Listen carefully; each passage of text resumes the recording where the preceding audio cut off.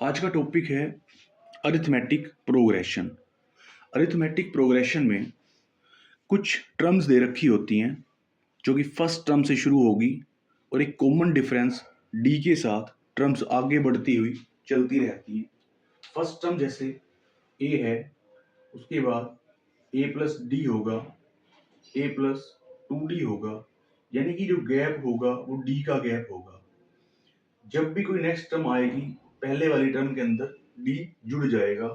तो इस तरह से जैसे 2 के बाद 4 आया तो 2 का गैप है, 4 के बाद 6 आ रहा है, 8 आ रहा है, 10 आ रहा है, तो यहाँ पे प्लस 2 के गैप के साथ हमारी एपी जो है आगे बढ़ रही है। तो हर एक क्वेश्चन में जैसे इसी तरह से 3 के बाद अगर 4 का गैप लेके चले तो 3 के बाद 7, 7 के बाद 11, 11 के बाद 15, 15 के बाद 19, तो यहाँ पे 4 का गैप लेके हमारे पास जो रकमें हैं ये वाली, तो ये भी एक एपी है और ये भी एक एपी है।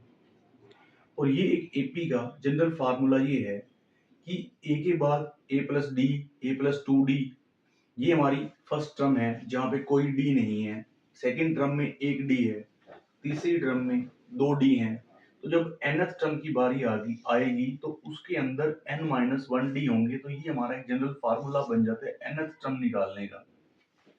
तो हम बात करते हैं आज इसी टॉपिक से रिलेटेड कुछ क्वेश्चंस की, जहां पर हम एपी के कुछ प्रश्नों को हल करेंगे। पहला एग्जांपल लेते हैं। क्वेश्चन में ये दिया हुआ है कि 2x, x प्लस 10 और 3x प्लस 2 एक एपी में 3 रकमें दे रखी हैं, तो x की वैल्यू क्या होगी। ये हमारे पास पहली रकम है, ये दूसरी है और ये तीसरी है, और ये तीनों एपी में है। अब क्लियर सी बात है, हमें पता लगा कि हर एक के बीच का जो गैप है वो सेम होगा। तो ये कह सकते हैं कि जब हम सेकंड टर्म में से फर्स्ट को घटाएंगे और थर्ड में से सेकंड को घटाते हैं तो रिजल्ट सेम आएगा। तो यहाँ पर इसी फार्मूले को लगाते हुए हम क्या करते हैं, x प्लस 10 में से 2x घटाया मैंने और 3x प्लस 2 में से x प्लस 10 को सब्ट्रैक्ट कर दिया, तो यहाँ पर आया x में से 2x किया तो माइनस x प्लस 10 आया। यहाँ पे 3x plus 2 minus x minus 10 आ गया, तो यहाँ बना 3x और एक x घट गया, इसमें से 2x और माइनस का 8 आ गया। यहाँ पे है माइनस x प्लस 10, 8 को इधर लेके आते हैं, 10 प्लस 8 इज इक्वल टू हो जाएगा 2x प्लस x। 3x की जो वैल्यू है वो आ जाएगी 18।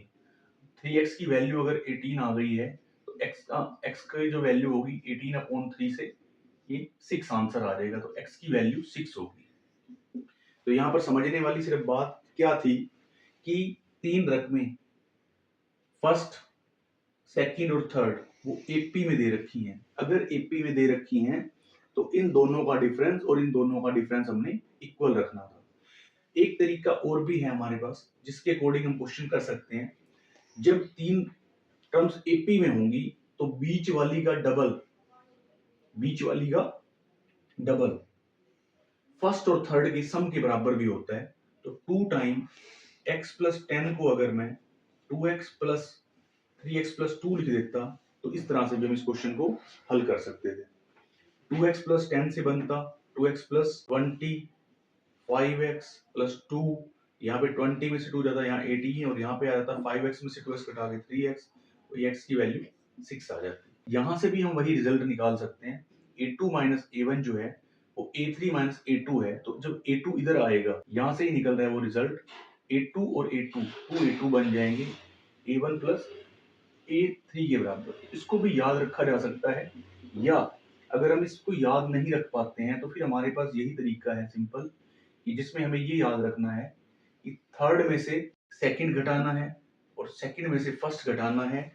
ये भी डी के इक्वल होगा और ये भी डी के इक्वल होगा, तो इसलिए इन दोनों को इक्वल रख के इस तरीके से हम बड़े आसानी से x की वैल्यू फाइंड आउट कर सकते हैं। एग्जाम के पॉइंट से ये क्वेश्चन वेरी इंपॉर्टेंट है।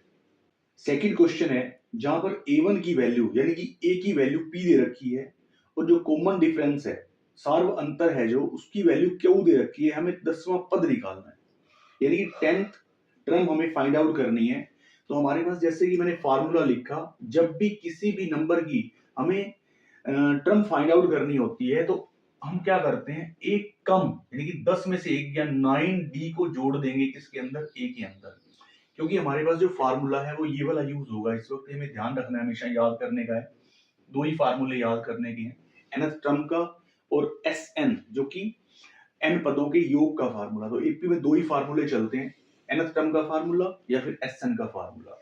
तो A10 निकालना है तो a प्लस 9D के इक्वल आ जाएगा, ए की वैल्यू p है और प्लस 9 और d की वैल्यू q है, तो यहां से हमारा आंसर आ जाएगा p प्लस 9q, ये हमारा आंसर होगा।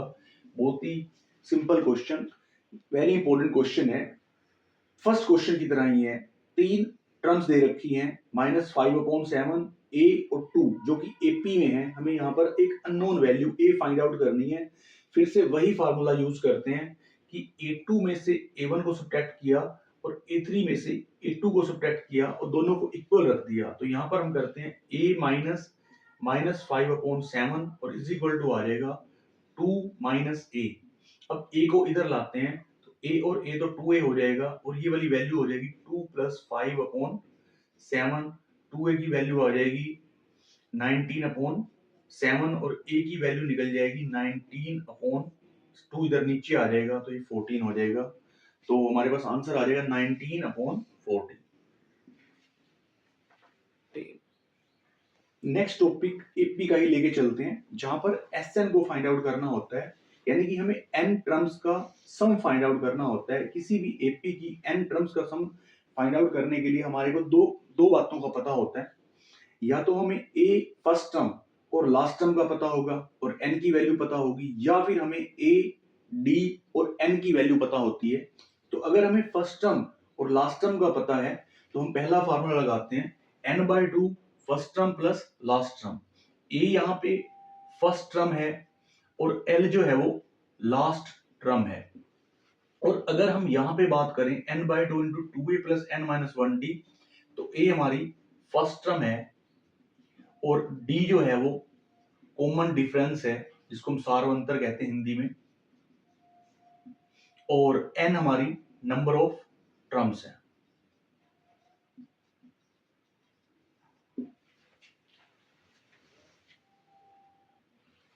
नेक्स्ट क्वेश्चन है हमारा, जिसमें हम एसएन फार्मूला यूज करने वाले हैं। तो इसमें 3 के पहले 8 गुणजों का योग हमें फाइंड आउट करना है, यानी कि हमें 3 के जो मल्टीपल्स होते हैं, जैसे 3, 6, 9, 12, उनके पहले 8 मल्टीपल लेने हैं। यानी कि हमारा टारगेट है 3, 6, 9, 12, 15, 18, 21 और 24 यहां तक का सम फाइंड आउट करना, 1, 2, 3, 4, 5, 6, 7 और 8। अब हमने यहाँ पर देखा कि हमारे पास अगर हम इस तरह से लिखते हैं तो हमें पता है कि फर्स्ट टर्म क्या है और लास्ट टर्म क्या है। ये हमारे पास a है, ये हमारे पास l है, n की वैल्यू हमारे पास 8 है। तो Sn की जो वैल्यू आएगी वो n/2 into first term plus last term का हम फार्मूला लगाते हैं तो ये बन जाएगा n/2 यानी कि 8/2 और 3 प्लस 24। अब 3 प्लस 24 से हमारा बन जाएगा 27।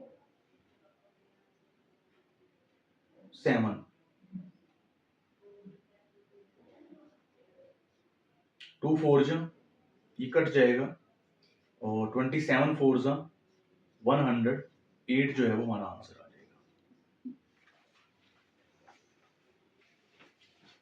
इसी क्वेश्चन को हम एक और तरीके से भी कर सकते थे, जहां पर हमें पता है a के बारे में, a की वैल्यू 3 है, d की वैल्यू देखें तो यहां पर हमारा जो है 3 का गैप चल रहा है हमारा, तो d की वैल्यू जो है वो 3 है।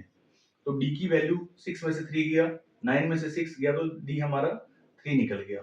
n की वैल्यू हमने कितने मल्टीपल्स का जोड़ निकालना है, 8 गुणजों का जोड़ निकालना है, तो n की वैल्यू 8 है।